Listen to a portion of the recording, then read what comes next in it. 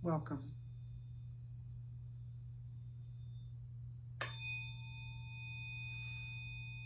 I am Rebecca Carner, Biofield Tuner. I am changing the format, the sort of lineup of this video. I'm just trying something a little bit different, and I wanted to start with some frequencies.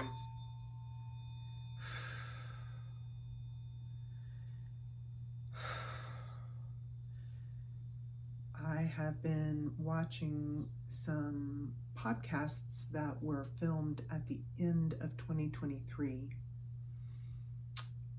and several of the guests have talked about how sound and frequency is just our main operative components of everything going forward. And that is so much why I was called to this work at a time when it was not well known and not heard of. And I couldn't not pursue biofield tuning and this type of approach to energy once I was exposed to it. It was a no-brainer for me. Today's video, I have had some really precious, just absolutely heart-rendingly precious moments in community in the past 2 weeks. And the vulnerability and the authenticity and the earnestness with which people have shown up has touched me every time to the core.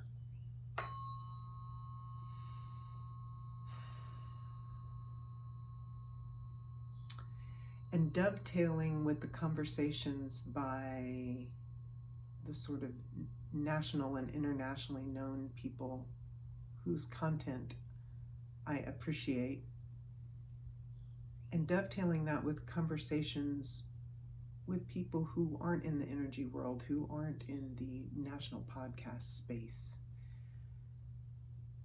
When I put those things together,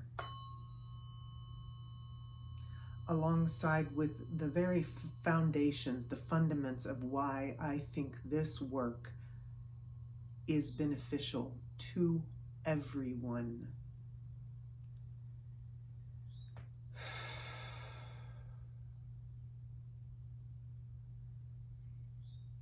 I arrive at this internal, innate ability that our bodies, our systems have to regulate themselves. Our ability to come out of contraction, fear, worry, doubt, concern, anxiety. And for those of us who are okay, I know there are a lot of people in this world who right now, their homes are not safe. They are not okay. People that they know and love aren't okay.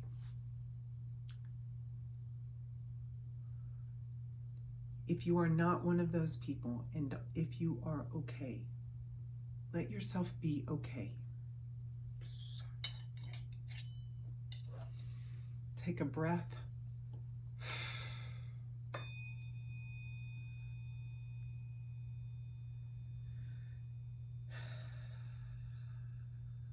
And be okay. And know that you may not have all the answers yet, or you may not know what next week is going to bring, or maybe even what tomorrow is going to bring. But if today you're okay, if right now you're okay, just relax and breathe into that okayness in your body.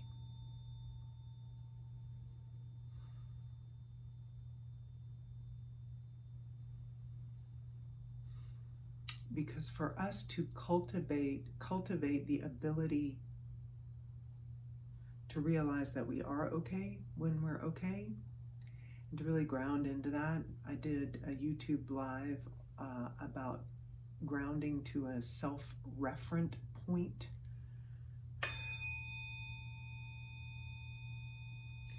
God, I'm just having a lot of emotion come up. I have some tension in sort of my high heart area.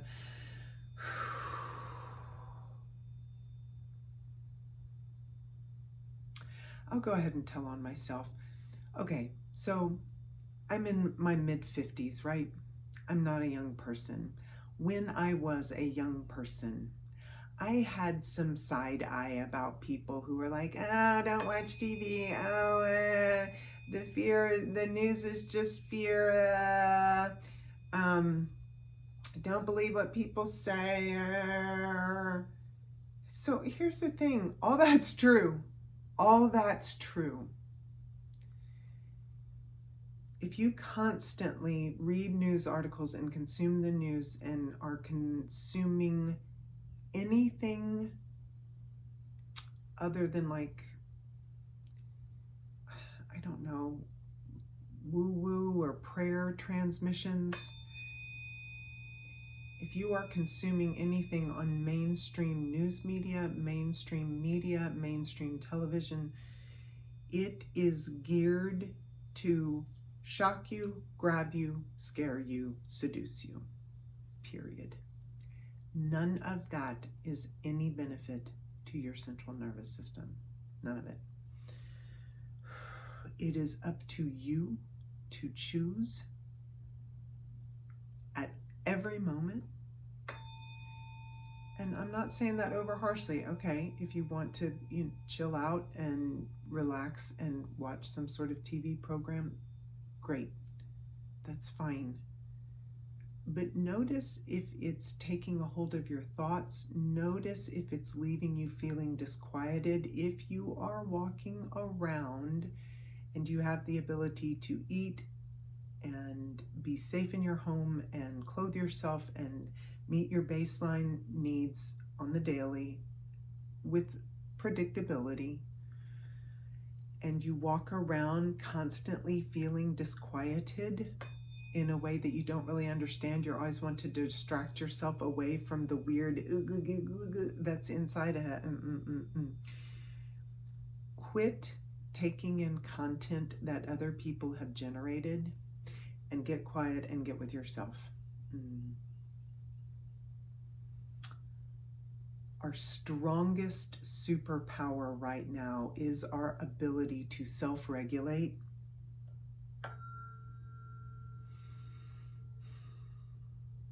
and to know that our thoughts and our beliefs have inordinate and unprecedented power to become real at this time and going forward. One of my favoriteest quotes is attributed to Terence McKenna, which is, "We live in the condensation of our imagination." I very much think that is true. We imagine a thing like a thought bubble, and then everything. I had a conversation on Friday with a woman who was new to me, who came to an event that I did, a ceremony, and she was telling me after the fact, she is a nurse who works with people on the surgical table. Okay, she helps keep people regulated and alive while they're being operated on. And she was sharing with me some of the ways that she feels like she can support them as a human in this medically induced situation.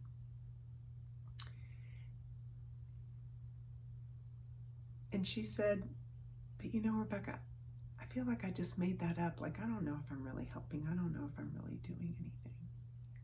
Like, I don't know if you can see my studio behind me, but everything here, the piece of art that my grandmother made, the desk, the computer, the painting that my father did, the light, everything is something that somebody made up. They had an imagining and then it dropped down into a condensed droplet of real at some point along the way.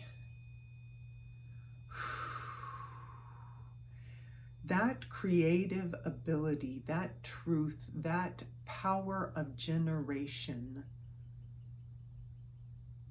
is inherent in each and every one of us. It is my belief that that is the very definition of our divinity. It's that. To keep that signal, to keep that creative potential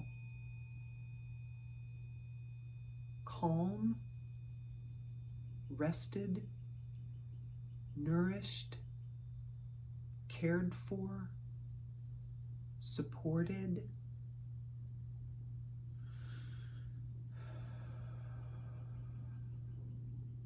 receptive. That's our jobs. That's our jobs. And almost everything in our modern culture is angling against that little list that I just did.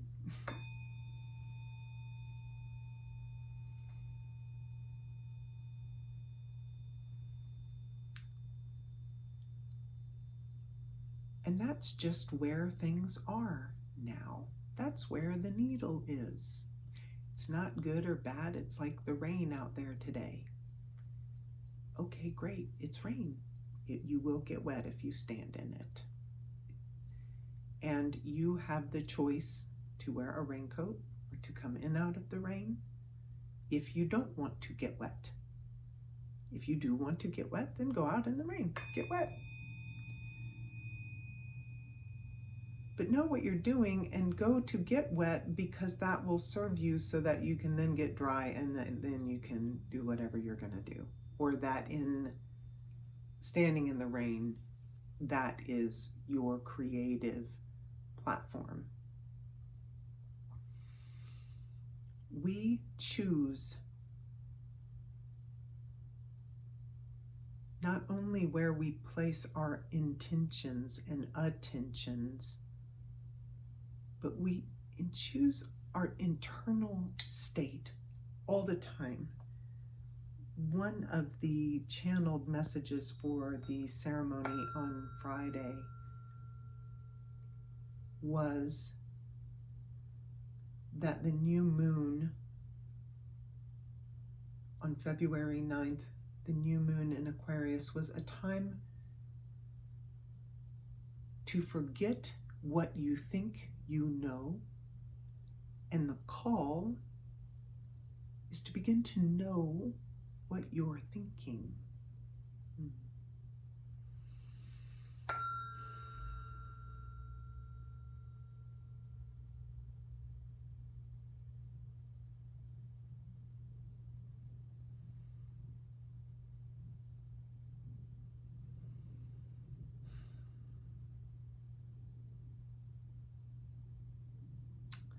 There's kind of a philosophical soundbite which is a little bit hard to engage with because it can sound very diminishing or dismissive, which is pain is inevitable, but suffering is optional.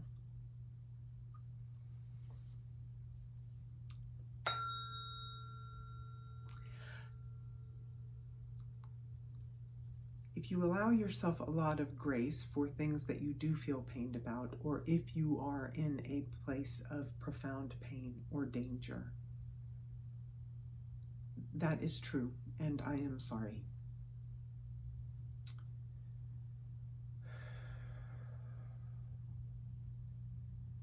But if you go through life kind of at this angle of, yeah, but what if I'm scared, blah, blah, blah, blah, blah. If you come at things, if you start to take inventory about what you're thinking and sort of what the trajectory of those thoughts are they wide open love, allowance, curiosity, or is it perpetual concern. Oh, I know I won't. What?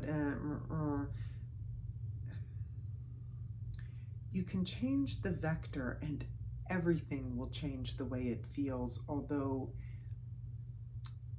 hard decisions will still have to be made, bad days will still come. But perpetual suffering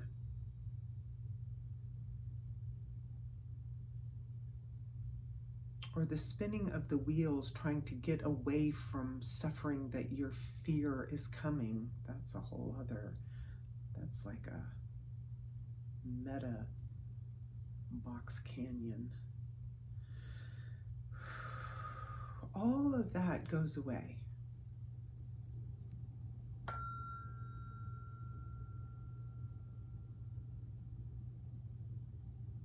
When you begin to trust yourself and trust that you're okay, when you're okay.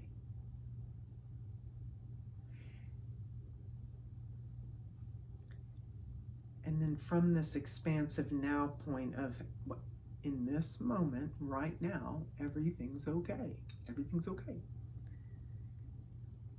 That's where the imagination can be free to drop in a truly new creative droplet of imagination, condensation of imagination.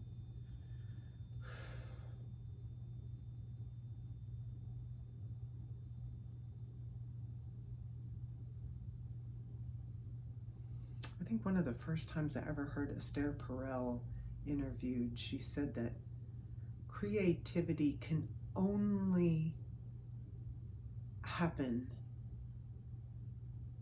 in the complete absence of vigilance. Like you can't be like this and write a sonnet. Like it's not gonna happen, right? It's just not gonna happen. If you're looking out all the time, yeah, okay. The next song lyrics aren't just gonna light upon your creative mind space. It's not going to happen like that. When we stay distracted by fear or distracted by outrunning our fear,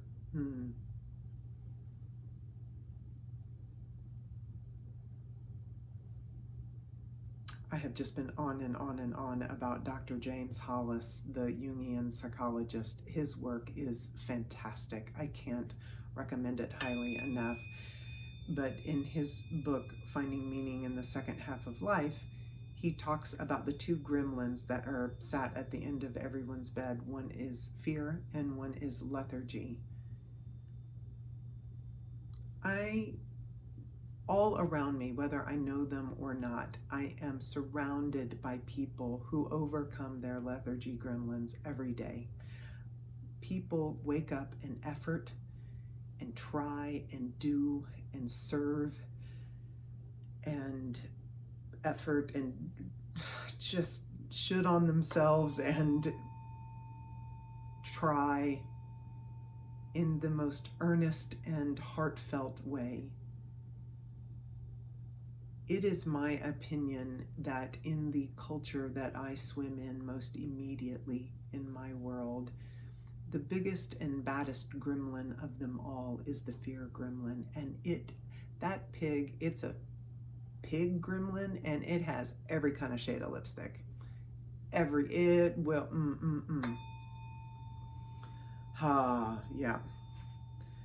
So your homework, your charge, your call, should you choose to accept it, is to start to sort of tease out all the places where fear and anxiety are coattailing and piggybacking their way into your thoughts and into your life, and how much time, and then realizing how much time and energy of your vital essence are you giving to the fear gremlin, and you can reclaim it at any time.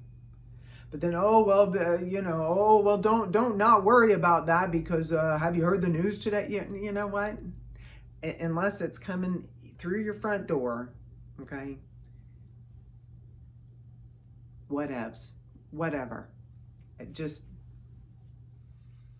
the things that I really need to know from the news, I wind up knowing from the news. I mean, not from the news. I know them because I need to know it. And so something in my immediate vicinity will prompt that information flowing to me. I do not have to spend my time main-veining fear and bad news and the worst aspects of everyone around me and around this globe for other people to make money on fear. I don't have to do that. I can choose not to.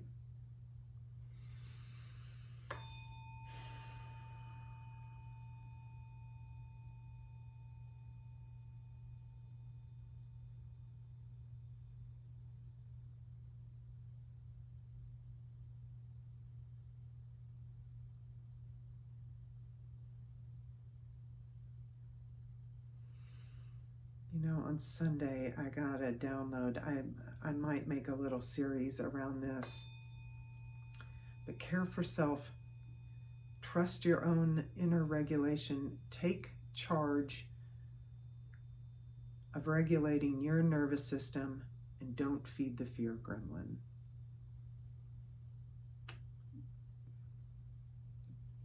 You are 100% agent in that.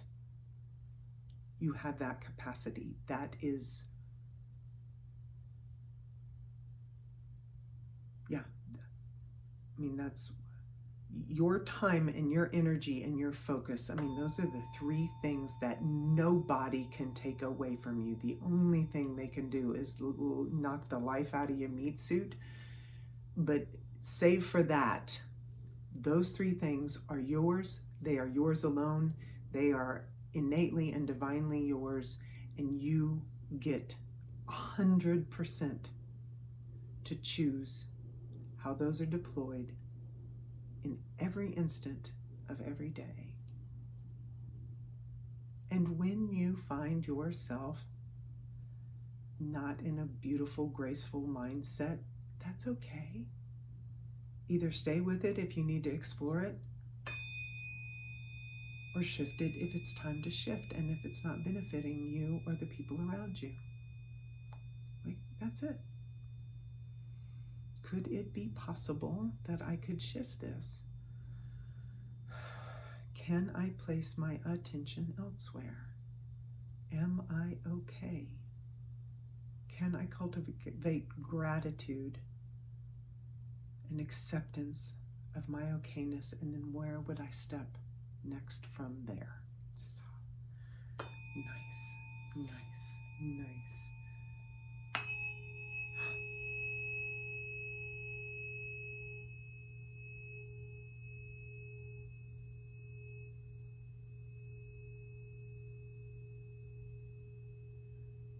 Awesome.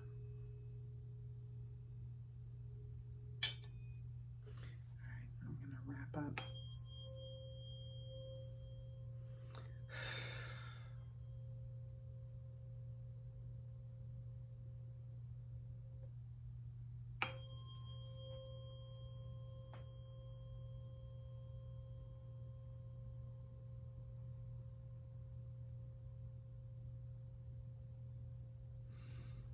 Excellent. Take care of your nervous system. Tease out where the fear gremlin is hiding in your system. Reclaim it. Do something kind. Rest. Take a pause.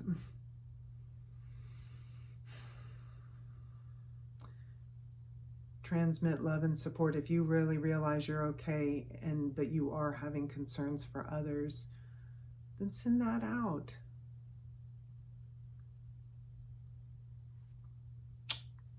Have a great day.